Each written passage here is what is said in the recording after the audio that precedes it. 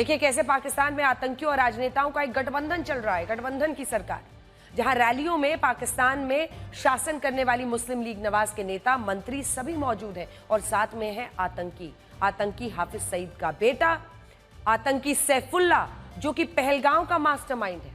देखिए पाकिस्तान के मंत्री कहां हैं, भारत के मंत्री कहां? भारत के मंत्री अपनी सेना के साथ खड़े हैं, अपनी आवाम के साथ खड़े हैं।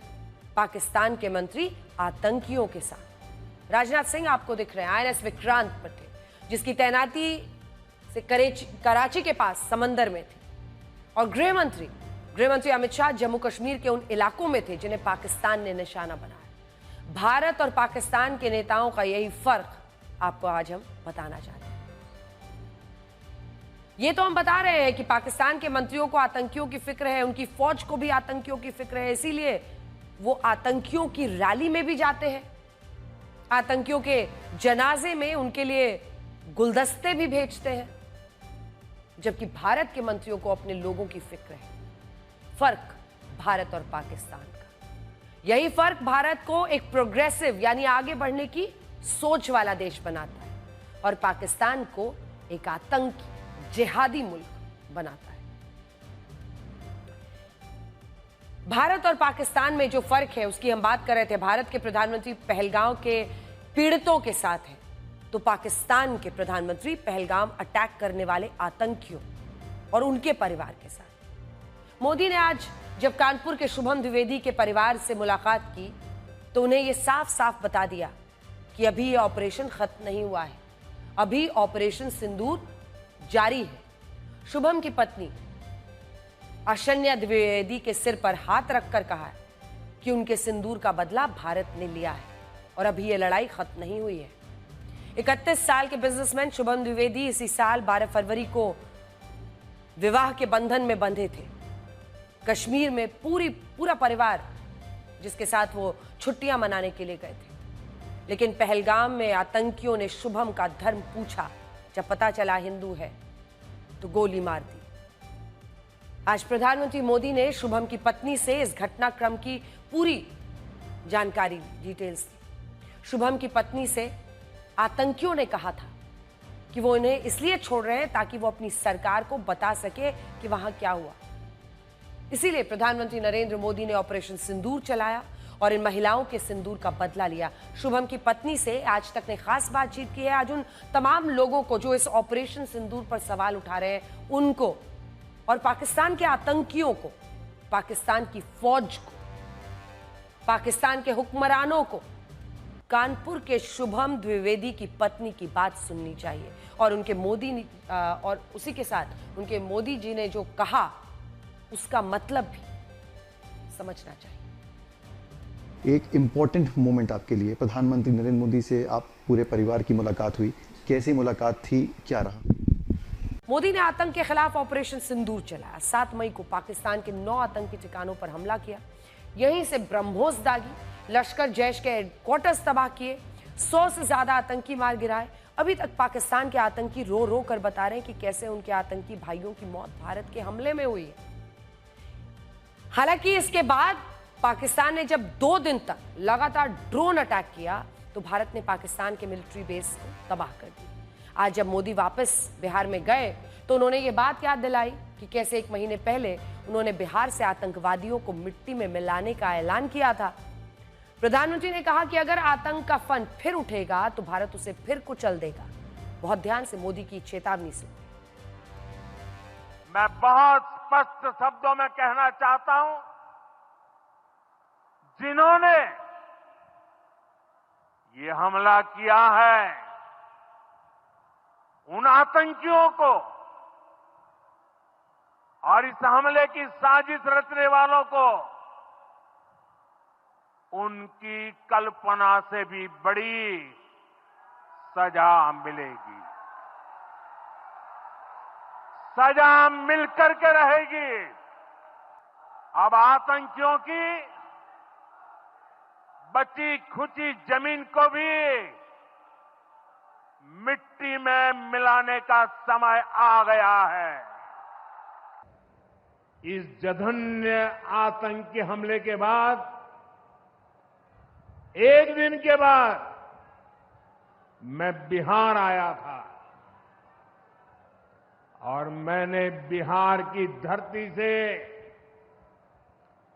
देश को वादा किया था, वचन दिया था। बिहार की धरती पर आंख में आंख मिलाकर हमने कह दिया था, आतंक के आकाओं के ठिकानों को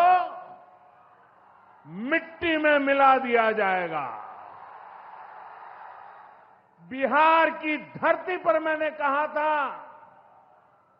उन्हें कल्पना से भी बड़ी सजा होगी।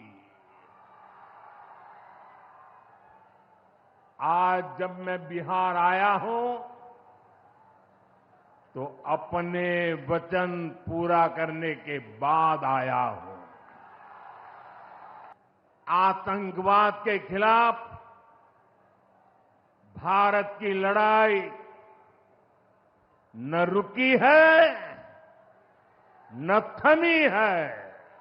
आतंक का फन अगर फिर उठेगा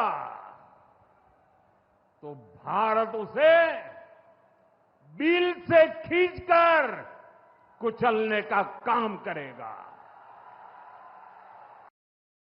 आज पाकिस्तान को चेतावनी भारत के रक्षा मंत्री ने भी दी और उस आईएनएस विक्रांत से दी जो पूरे ऑपरेशन सिंदूर के दौरान अरब सागर में तैनात था और पाकिस्तान के कराची शहर के बहुत पास था।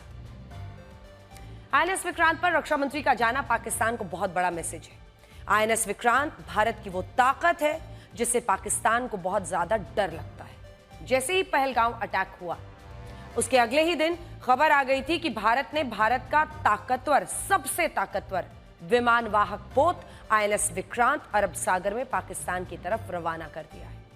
इसके बाद भारतीय नौसेना ने सफलतापूर्वक एक एंटी शिप मिसाइल का परीक्षण भी किया था। लगातार युद्धाभ्यास हो रहा था। बताया जाता है कि ऑपरेशन सिंदूर के दौरान विक्रांत कराची से 100 नॉटिकल मील की दूरी पर मौजूद था। ऑपरेशन सिंदूर में वायुसेना जहां आतंक के अड्डों पर हमला कर रही थी, वहीं भारतीय नौसेना ने चुपचाप पाकिस्तान की समुद्री हरकतों को रोका।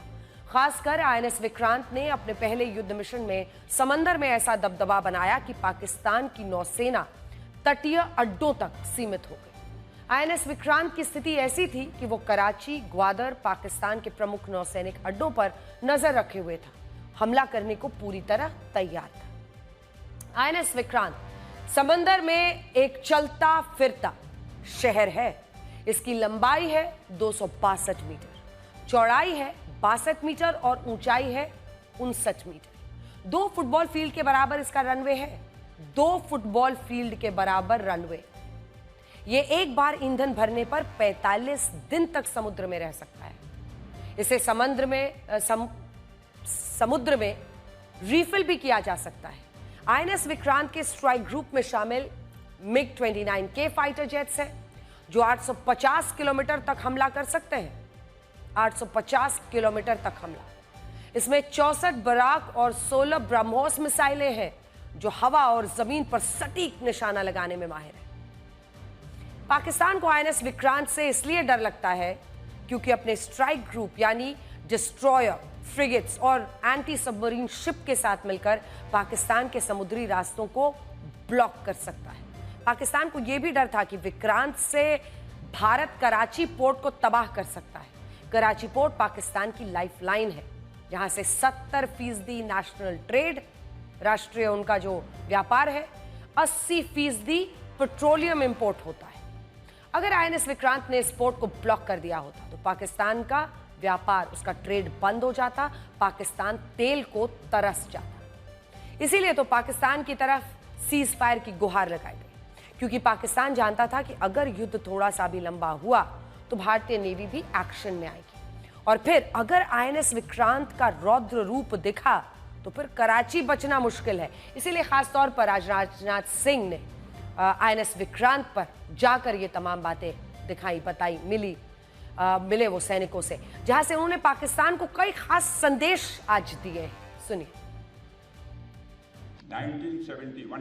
1971 इसका गवाह है कि जब इंडियन नेवी हरकत में आई थी वह 1 से 2 हो गया था। मैं पाकिस्तान की बात कर रहा हूँ। जब हमारी इंडियन नेवी हरकत में आई थी तो पाकिस्तान 1 से 2 हो गया था। अगर ऑपरेशन सिंदूर में भारतीय नौसेना अपने फॉर्म में आई होती तो पाकिस्तान के 2 टुकड़े ही न होते, बल्कि मैं समझता हूं शायद 4 टुकड़े हो जाते। पाकिस्तान के हक में यही बात होगी कि वह अपनी जमीन पर चल रही आतंकवाद की नर्सरी को अपने हाथों से उखाड़ देंगे।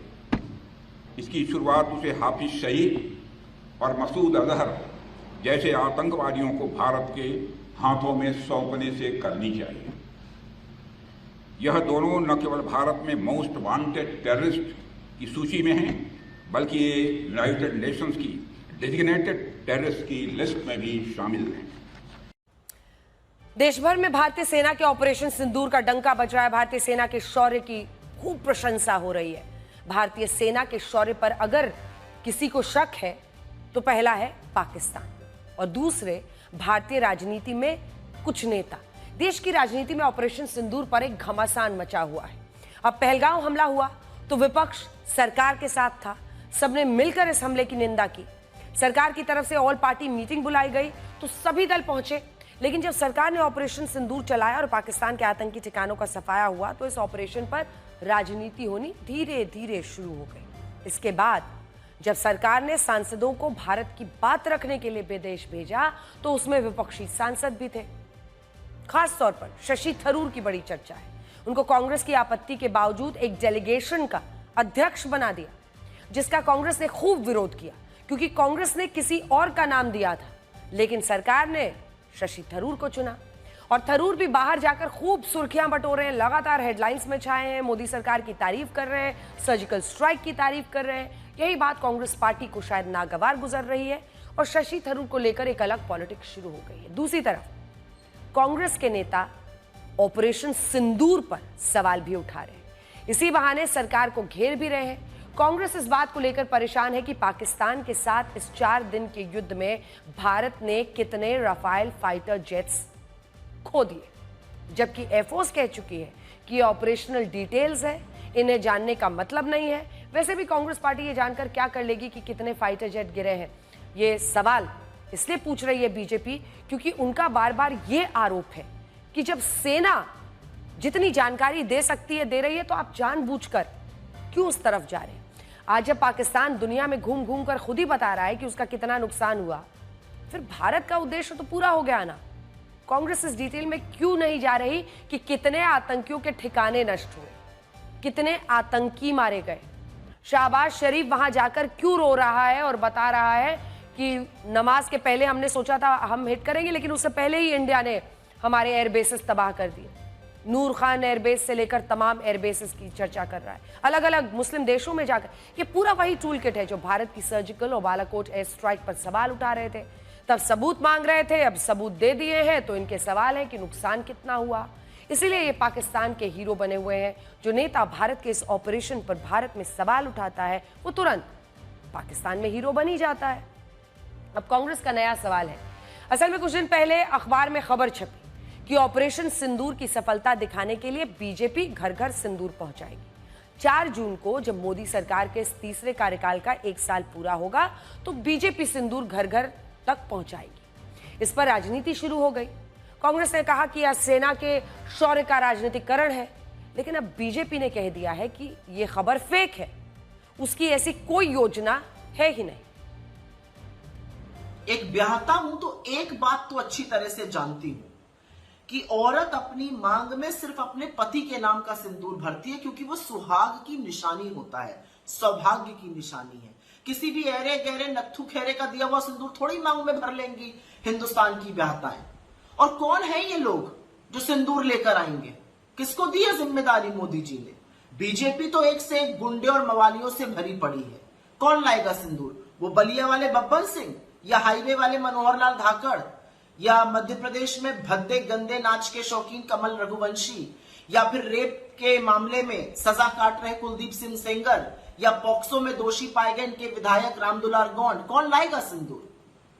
जब ये एक से एक लफंगे आपके घर सिंदूर लेकर आएंगे आपकी पत्नियों के लिए, आपकी बहुओं के लिए, आपकी बेटियों के लिए, तो आप क्या करिएगा? क्योंकि इन्हीं तरह के लीचड़ों से बीजेपी भरी पड़ी है और इन्हीं को जिम्मेदारी दी है मोदी जी ने सिंदूर बांटने की।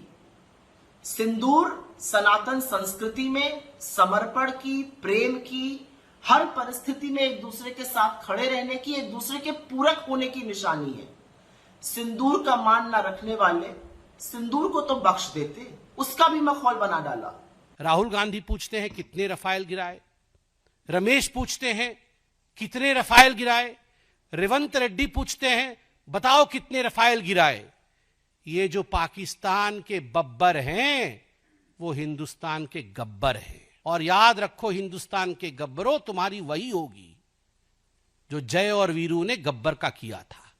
आप सोच के जरा देखिए, कभी भी राहुल गांधी ने यह नहीं पूछा कि कितने पाकिस्तान के एयरबेस ध्वस्त हुए, कभी भी यह नहीं पूछा कितने आतंकी अड्डे ध्वस्त हुए, कभी भी यह नहीं पूछा कि कितने आतंकवादी मारे गए। पूछा तो केवल इतना कि कितने हवाई जहाज हिंदुस्तान के गिरे। आज देश जानता है कि कांग्रेस में भी दो फाड़ है। एक वो कांग्रेस जो पाकिस्तान का समर्थन कर रही है, और कांग्रेस के अंदर भी कुछ ऐसे नेता हैं जो देश के लिए आवाज उठाना तो चाहते हैं किंतु आपके कारण उठा नहीं पा रहे। और ये जो जय हिंद की यात्रा आपने निकाला है, और हर जय हिंद की यात्रा में, कल रेवंत रेड्डी जी पूछ रहे थे कि हिंदुस्तान की कितनी जहाजें गिर गई, परसों रमेश जी पूछ रहे थे, ये जो जय हिंद की यात्रा आपने निकाला है, ये जय पाकिस्तान की यात्रा ज्यादा लग रही है, जय हिंद की यात्रा कम लग रही है।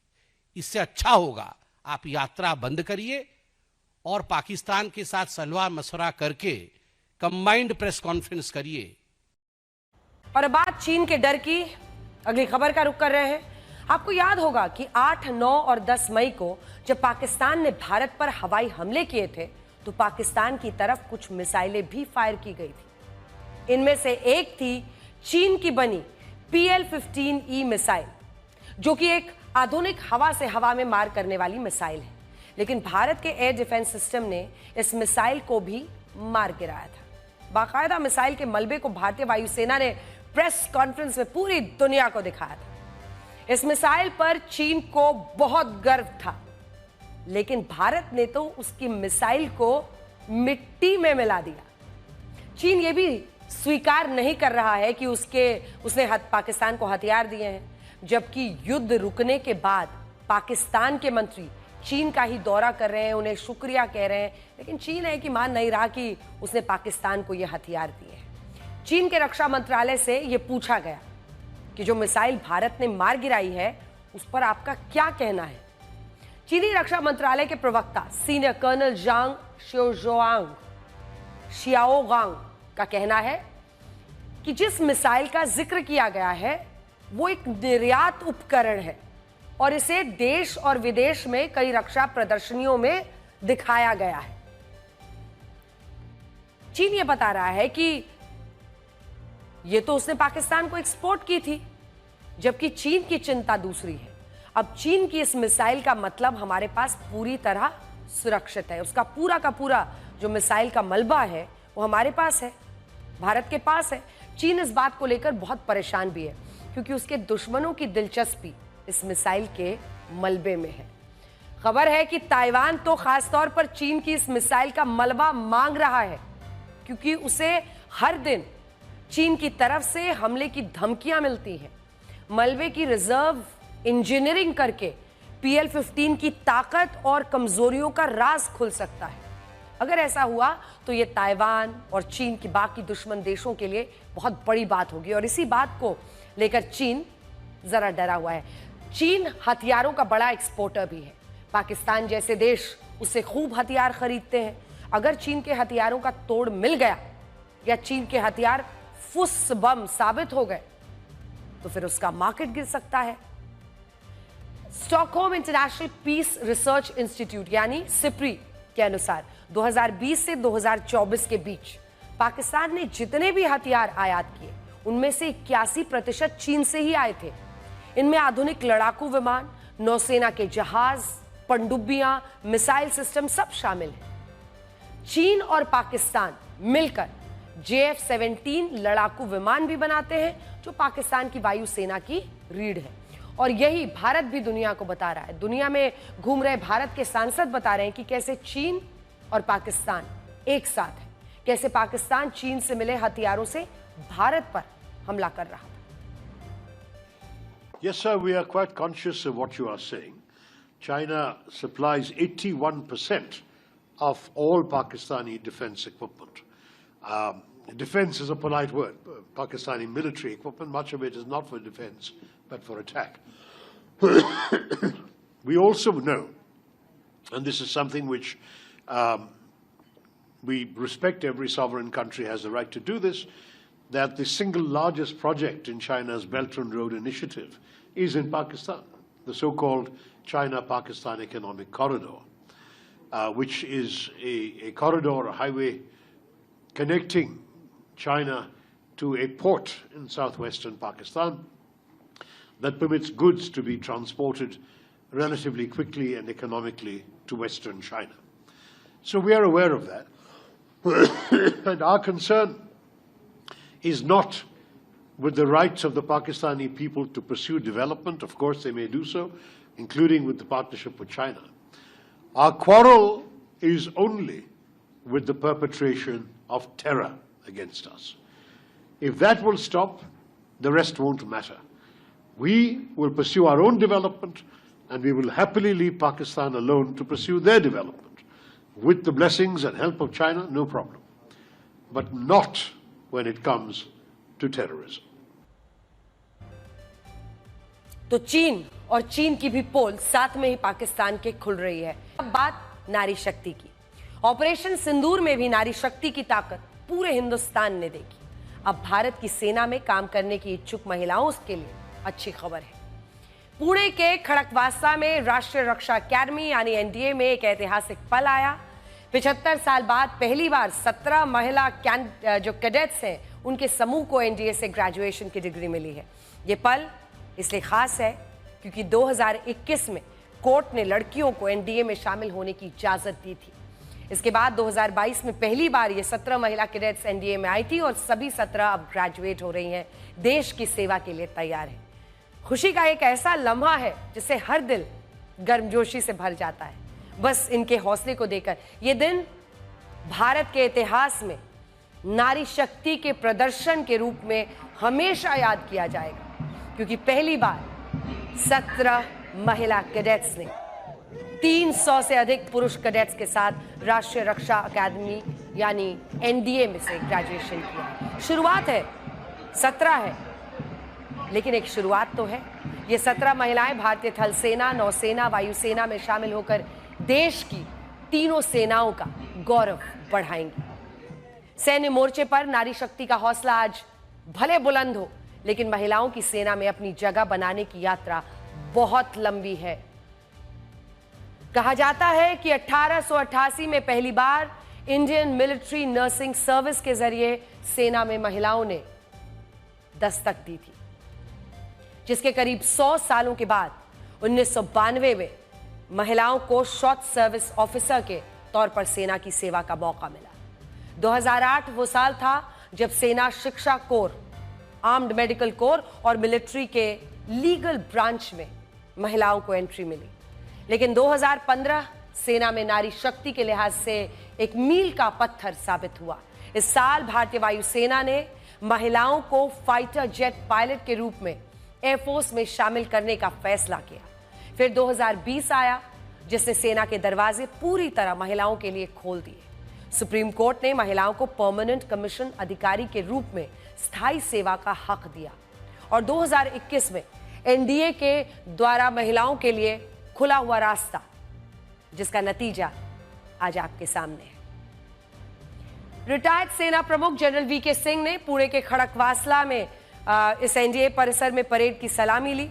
सोचिए, खुद वीके सिंह को यह कहना पड़ा कि ये महिलाएं इतने प्रोफेशनल तरीके से परेड कर रही थी कि पहचानना मुश्किल हो गया था कि कौन पुरुष और कौन महिला। आने वाला दिन ऐसा भी होगा जब मिसाल दी जाएगी कि क्या बाकी लोग इन महिलाओं की तरह परेड कर पा रहे हैं।